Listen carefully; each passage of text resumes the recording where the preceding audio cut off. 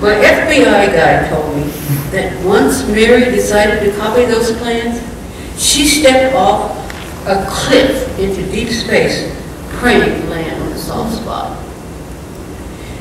Taking on the persona of Mary, I learned I couldn't even think about any aspect of what I was doing or planning around others. My behavior might inadvertently betray my task in what he explained to me was called a tell. Subtle tell. I could not speak or ask telling questions around my family or friends to keep suspicion off them should I be caught, or they be questioned after I left. I did need information though. I had to learn how to gather intelligence through a variety of sources as definitely as possible. Yet, I could not allow myself to display my growing sense of paranoia. I had to plan many things, and all those things in secret and in stealth. Nothing was to be discovered. Then, after some time in her skin, under the stern eye of my FBI teacher, I awoke fully transformed. Truly, it was an amazing morning when I woke up and Mary Levester and I were of one soul, one thought, and one action. I was Mary.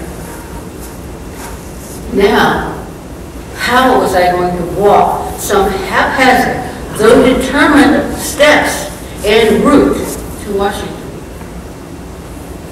Anyway, how far was that? Out there in the cold. I'm going to read to you again from my book.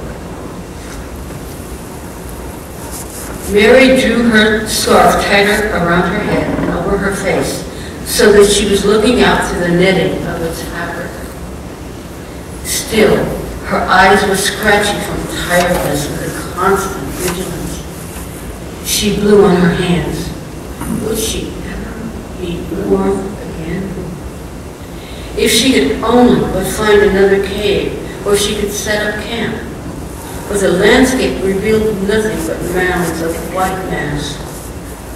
Never had she been a religious person, not the moaning for heaven and the by and by, oh Lord, help me, Bible clutching tight. But she did believe in a creator that set everything into motion, maybe for a plan. She wasn't sure if what she called God was a presence that looked down on humans.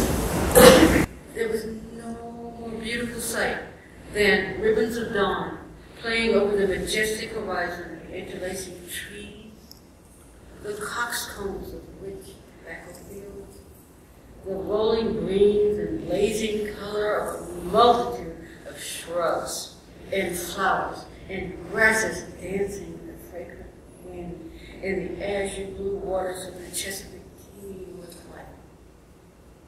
Even a winter in Virginia landscape where light snow sugared the hills and icicles cloistered together along rooftops and barns was a delight of grandeur for young and old.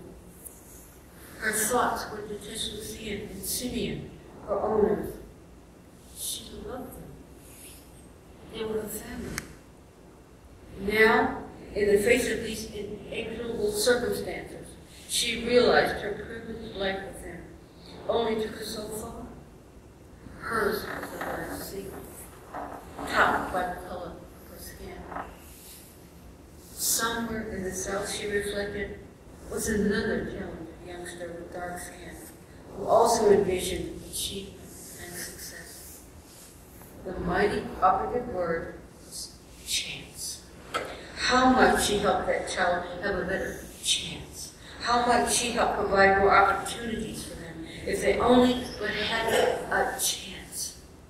Future plus chance for all people equals more than anyone could know. No way would she willingly ever betray herself. But no man should ever live under shackled to another. To raise up herself to greater heights Her cherished land had to be brought to a different perspective. The only way she would take a bold act like she was doing was to believe her actions would do good, not harm. She wasn't trying to be noble. Decisive was more apt a term for her personal contribution. I love being here with you tonight. Thank you so much. Thank you so much.